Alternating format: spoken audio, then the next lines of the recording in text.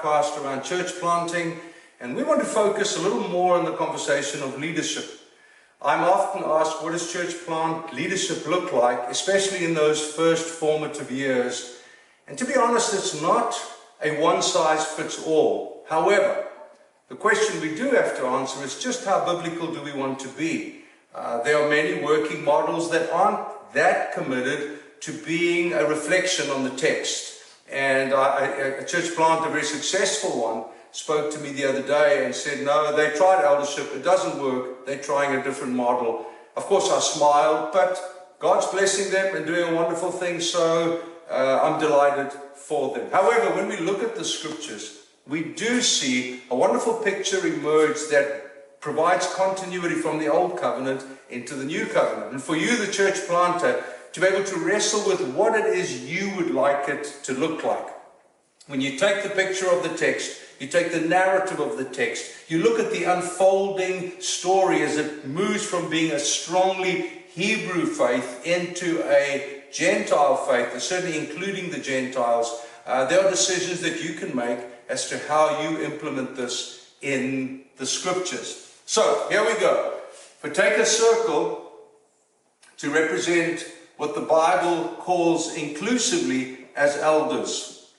To the Hebrew, that was not a strange picture whatsoever. They were used to the elders sitting in the city gates, the elders sitting in the marketplaces, the elders watching and dialoguing around ideas, influences, people coming into the cities, economics, the inflow, outflow of the economy. All of those fell under the auspices of this group of men, and so this was not a strange word to them. In our world, to the millennials maybe, it's a foreign word, it's a word that almost speaks of another time and place, but the scripture actually empowers us with this idea.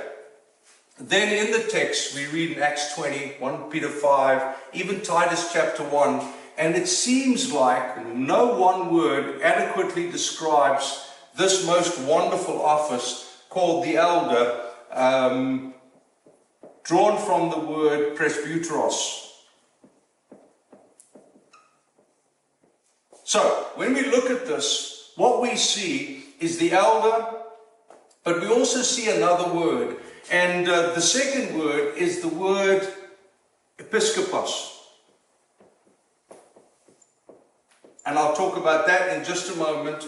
And then poimen.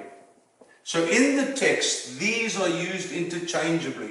My conclusion is that no one word is able to fully describe leadership in a local church. Think for a moment from the book of Ephesians. Paul writes and he speaks about the church as the ecclesia, the called out ones. He speaks about the church as a temple, as a building, as a bride, as an army. All of these pictures offer us an opportunity to see the mystery of the local church. Jesus loving his church, and Jesus giving his church this beautiful office to care for her, nurture her, and lead her. And so these three words give us the picture of what kind of leaders the church and the church plant needs. So here we have eldership, and from that we have the idea of justice and government. The ability, discipline, the ability to make sure that there is order in the camp. All of those feature into the idea of presbyteros. But the word episkopos is the word that gives us overseer or bishop. The bishop idea of being overseeing a group of churches only emerged really in the 2nd century.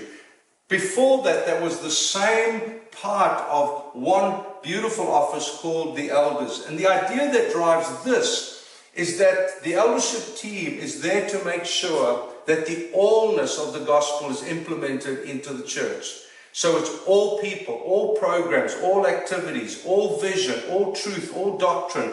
The allness factor is put in here. Now that's a huge thing to understand when we choose our leaders. Because if we choose those who have a particular curiosity with just one or two things, we will invariably shoot ourselves in the foot, because this overseeing part of our eldership falls away. So for example, if there's someone who is passionate about Israel and just wants Israel, Israel, Israel, Israel, probably not a great addition to the eldership team, because they are too singular in their focus. If there's someone who's all about intercessory prayer, it's beautiful and we need it, but not going to be great on the team, because their focus will drift the team to their one or two areas of preoccupation. And what we really want is men and women who understand the allness of the gospel and the allness of what it means to be part of this great community. Now here I cheat a little bit, and forgive me for mixing up the noun and the verb, poimen and poimano. The idea that drives this last third of eldership is pastor, shepherd. And I separate the two words, one a noun and the other a verb, to remind myself and to remind others that there is the noun part, which is the leader, but there is the verb part, which is to feed, to nurture, to bring to maturity, to bring to wholeness. The Lord is my shepherd, I shall not want. He leads me. That's strong leadership piece. Sometimes we are guilty of taking the idea of pastor as being someone who's a great comforter, someone who cares for people, someone who goes to the hospital, and boy, do we need more and more of those. However, the biblical picture is more than that.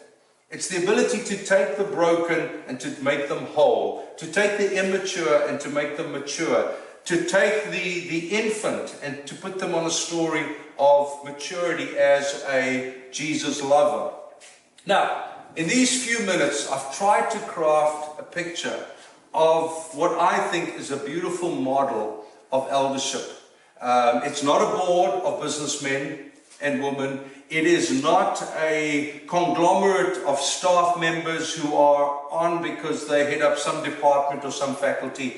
It is a group that God draws together to ensure wholeness, maturity, and order in the journey that God has for the church. In there is the mystery of Jesus resident in his church and taking the church forward.